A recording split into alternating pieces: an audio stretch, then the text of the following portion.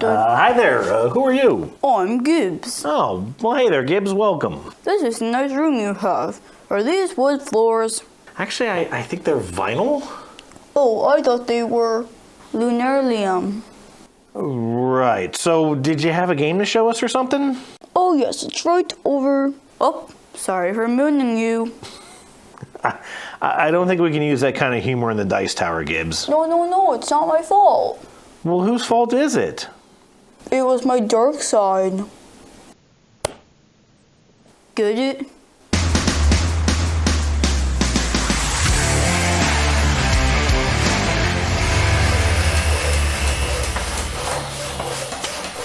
Hey there folks, I'm Jeff. And I'm Gibbs. Nope, just Jeff. Aww. And I am your tabletop technician here on the Dice Tower. Today I'm taking a look at Lunar Rush, the newest release from Dead Alive Games by designer Steven Skippy Brown. In Lunar Rush, players represent Earth-based mega corporations who have turned their mega attention to the next source of mega income, the moon. And, well, if this isn't American capitalism personified, then quite frankly, I don't know what is. Lunar Rush plays over 7 rounds, and throughout those rounds, players will bid on turn order, claim transportation routes between the Earth and Moon, use astronauts to produce materials on the surface of the Moon, and sell the more valuable of those materials back on Earth. The first twist in all of this are these transportation routes. Depending on player count, there are 3 or 4 of these routes available, and in the turn order established by the bidding phase, players will claim routes both to and from the moon. Why does this matter? Good question. These routes vary in both speed and carrying capacity. The fast ship, or ships in a 4-player game, will arrive at the moon in the same round. The medium ship will arrive a round later, and the slow ship will arrive the round after that. Of course, the fast ship gets there right away, but only has a capacity of 2, which can be used to transport 2 astronauts, any configuration of tech and/or advanced material cubes, or a single habitation part.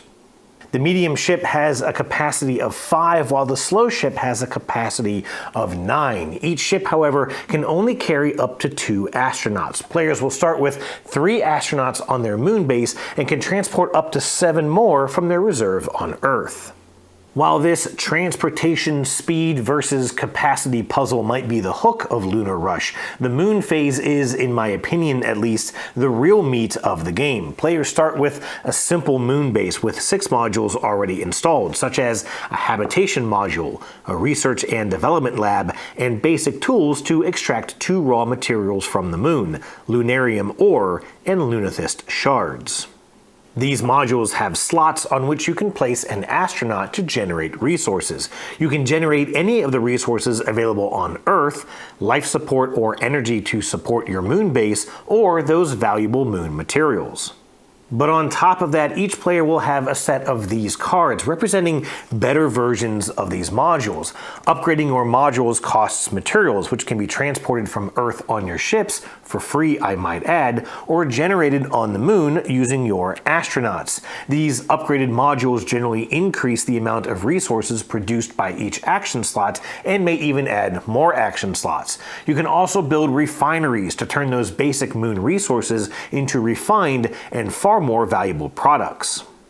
This phase of Lunar Rush plays very similar to the popular game Furnace. Players work simultaneously, using astronauts to generate resources, using resources to upgrade modules, and all the while striving, perhaps agonizingly, for perfect efficiency so they can repeat this process as many times as possible each round. Now, after every player has run out of things to do, they'll load up their Earthbound ships with any of the valuable lunar goods.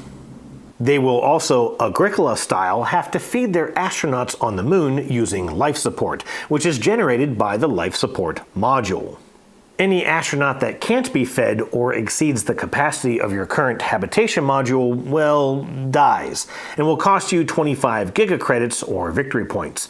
Luckily, you can stuff 1 astronaut in the overhead storage bin of any ship you have departing the moon in order to save yourself the embarrassment of this financial hit. Ships arrive back at Earth using the same speed and capacity system, albeit with slightly less capacity, and players will then sell any goods on any ship that has arrived home.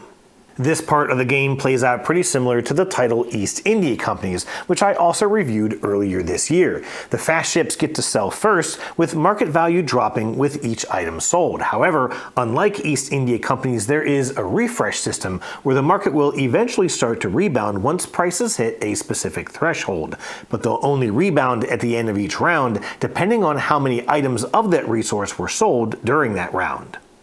Now there's one last component of the base game I've left out, and it's these gold modules. A limited number of these are available in each game, and players can build up to 3 of these modules throughout the game, adding powerful options to their existing modules on the moon. However, not only are these expensive, but they can only be built after ships have arrived at the moon, but before any production on the moon begins, meaning that your timing has to be spot on.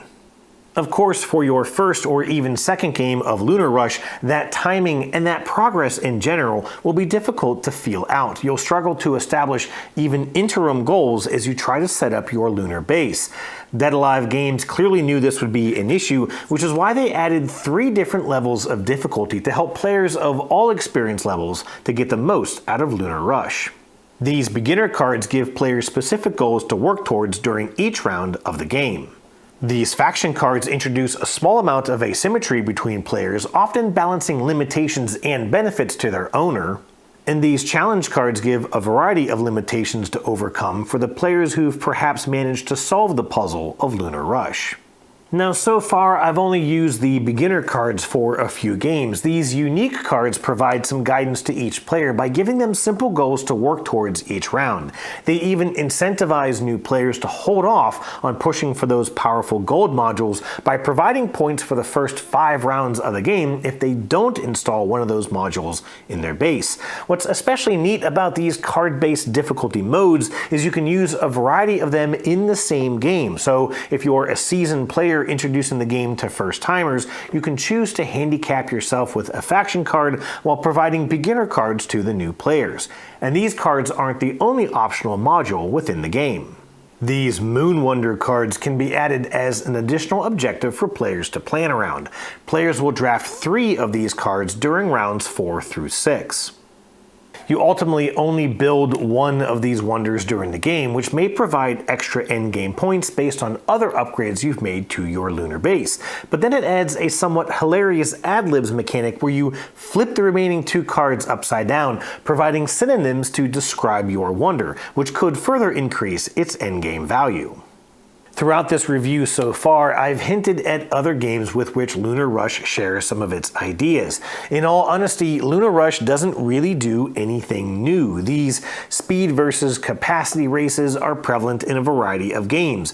The simultaneous production efficiency puzzle has been done before, you've got to feed your workers, and the mechanism of dropping market prices the more an item is sold is, well, frankly, a dime a dozen itself. And yet, Lunar Rush is really good.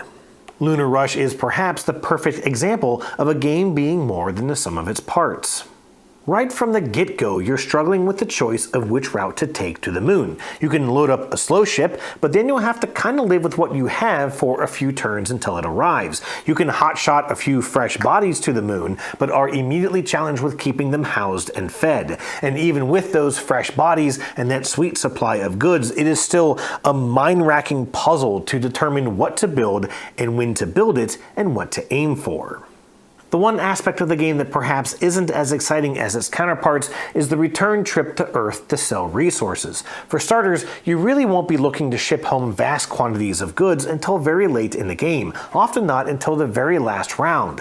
And so most of the game will see players chipping away at the value of the moon's resources before suddenly bringing home the big bacon at the end of the game. And while this can certainly be a chaotic flurry of action at the end of the game, the speed at which your ships come home is rarely of much interest. It's honestly more about how much you can bring home. Even being forced to sell at the lowest market rate can easily be overcome if you're selling 5 times as much as your competitors, since the fluctuation in prices on the market is, at least by default, relatively small. This is why I suggested that the real meat of the game is in that lunar phase, more so than the actual lunar rush of trying to get goods to or from the moon. In my handful of experiences so far, the volume of goods you can transport will almost always outweigh the time it takes to reach its destination. And that's just a tad bit disappointing because there is real science behind these lunar routes, even getting a 2-page write-up in the game's rulebook. The game's designer, Stephen Skippy Brown, is an actual aerospace engineer, and he shared with me that the Apollo missions to the moon used the fast routes depicted in this game, while NASA's lunar flashlight mission used the slow route. Another phase of the game I could kinda live without is the bidding on turn order. Now, you're using your own points to bid with, which is smart, and towards the end of the game, your bids get doubled, tripled, and eventually quintupled, which adds serious weight to your decisions. But you use actual cards to bid with, and they're limited in value from 1 to 5, so of course you will have ties, and the rulebook suggests ways to break them, one using dice, and another where players will shuffle their remaining bids and then reveal them war style until someone shows a higher card. This feels a bit like procedural quicksand against the fairly rapid pace of the rest of the game, especially if you had the experience we had in our last round where we had to shuffle and draw cards twice just to establish third place. It's gonna be the same one, so we gotta shuffle again. That's amazing. That is amazing. The last thing I'll mention real quick are the components. Now, what I have in front of me is the deluxe edition of Lunar Rush. This adds items like these transparent plastic astronauts, screen-printed resource cubes, metal lunar resources, and glass scoring tokens. The resource components are fine. I can't say I love these astronauts as they have rather sharp edges. I'd have much preferred astronaut meeples similar to those in the game of On Mars. The deluxe edition also adds linen finish cards, which I didn't really think I'd care about either way, but my gold module cards aren't linen finish, and they're comparatively thin and fragile. They're also foiled, and I gotta be honest, I kinda hate them. They're not only difficult to read, but the chameleon color effect created by the foil coating makes a lot of these icons indistinguishable from each other, especially at a distance. So I'm inclined to suggest getting the basic version of the game anyways, which doesn't have foiled cards, but it also won't have the dual layer player boards or spaceship tiles. Back in my review of East India Companies, I mentioned that I've never been interested in these economic stock market trading games. I've just never really been interested in those economic stock market trading games. I've never lied to you, Dice Tower, and I never will. Anyways, the economy aspect of this game is certainly not one to overlook, but Lunar Rush isn't about buying low and selling high. It's about maximizing your efficiency with your lunar base, and that is one of my favorite things to do in any board game. And I think that's why Lunar Rush drew in my attention enough to snag that deluxe edition. So despite my minor component quibbles, and despite not loving the turn order bidding, and maybe feeling like the route selection mechanic is perhaps a bit underwhelming, Lunar Rush shines brightly in this efficiency puzzle lunar phase, and in general the game feels tense, fast-paced, and exciting. I was a little worried about players having issues with analysis paralysis during that moon phase, and I think that can happen, but that phase builds throughout the game at a comfortable pace, so while it does become gradually more difficult, it also becomes more familiar. And I think that's why my friends and I really enjoyed Lunar Rush. It is a full experience, a rising tide of complexity, and it won't eclipse your entire evening. Hey, those are my puns. Cheers.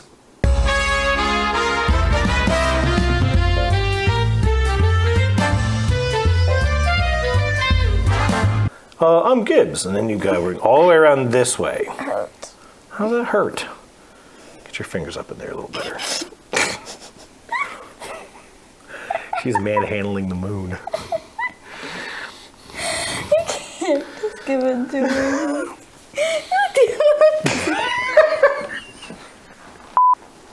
Did you fart, Gibbs?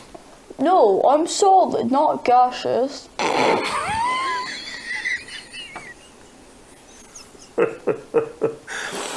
Ha ha ha ha. That's so funny.